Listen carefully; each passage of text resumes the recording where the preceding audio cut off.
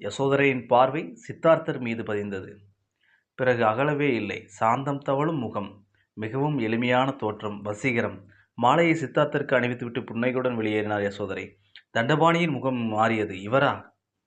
திரண்டிருந்த அத்தனை பேரில் இவரையா யசோதரை தேர்ந்தெடுக்க வேண்டும்? தண்டபாணி சித்தார்த்தரை நன்கு அறிவார். நிறைய பேர் சொல்லி இருக்கிறார்கள். எதுவும் திருப்தியாக இல்லை, எதிலும் நாட்டம் இல்லையாம். எங்கோ வெறித்து பார்த்தபடி வயல்வெளியில் அமர்ந்திருப்பாராம். விதியை நம்ப மாட்டாராம், தர்க்கம் செய்வாராம். தெய்வ நம்பிக்கையாவது இருக்குமோ இல்லையோ, எதிலும் நம்பிக்கை இல்லாதவரால் எப்படி இல்லறம் நடத்த முடியும்? தொட்டியில் பூத்த பூ போல் யசோதரை வளர்த்து விட்டேன். இவரால் அவளை அரவணைத்துக் கொண்டு வாழ இயலுமா? யசோதரையிடம் பேசி பார்த்தார். உன் முடிவை மாற்றிக்கொள்ள முடியாதா மகளே? வேறு ஒருவருமே உன்னை கவரவில்லையா? யசோதரை திடமாக மறுத்துவிட்டார். இல்லை அப்பா, இவரே எனக்கு ஏற்றவர் என்று சொல்லிவிட்டு பட்டாம்பூச்சி போல் ஓடி மறைந்தார் யசோதரை. யசோதராவை மனம் முடித்த மகிழ்ச்சியுடன் புது மன வாழ்க்கையே தொடங்கி சித்தார்த்தர் துறவு மேற்கொண்டது ஏன்? ஆன்மீகவாதிகள் முன்வைக்கும் வாதம் இதுதான். சித்தார்த்தர் கண்ட விசித்திர காட்சிகளே அவரை மாற்றி அமைத்தன. அந்த விசித்திர காட்சிகள் 3: ஒரு முதியவர், ஒரு நோயாளி, ஒரு சவ ஊர்வலம். காலம் காலமாக நமக்கு சொல்லப்படும் கதை இதுதான். மரணத்தைக் கண்டு கலங்கி புத்தர் துறவறம் மேற்கொண்டார்.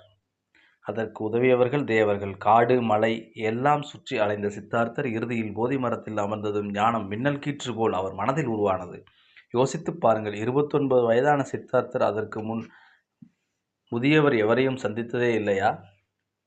அத்தனை பெரிய அரண்மனையில் வயதான மனிதர் ஒருவர் கூட இல்லையா?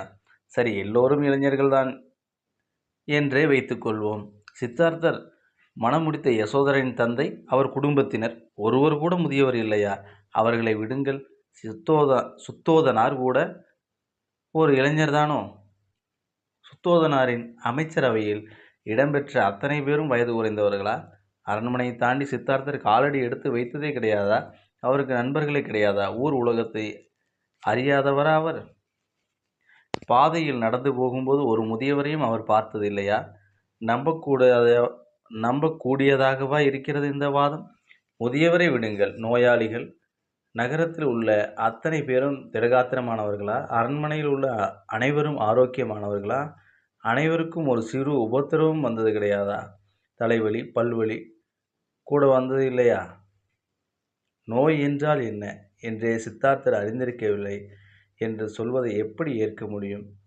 பிறக்கும் ஒவ்வொருவரும் இறப்பை சந்திக்க வேண்டி வரும். எனும் அடிப்படை உண்மையை கூடவா அவர் அறிந்திருக்கவில்லை?